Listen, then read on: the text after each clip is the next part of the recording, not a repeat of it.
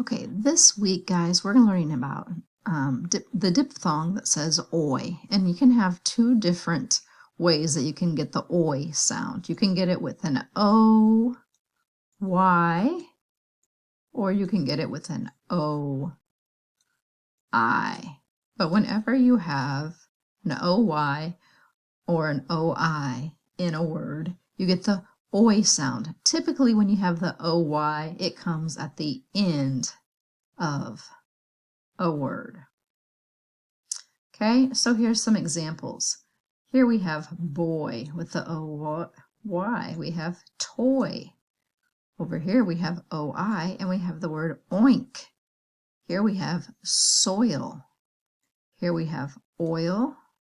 Down here we have avoid, coil, enjoy, soy, and joy. So whenever you see the O-Y or the O-I in a word, you know that it says oi.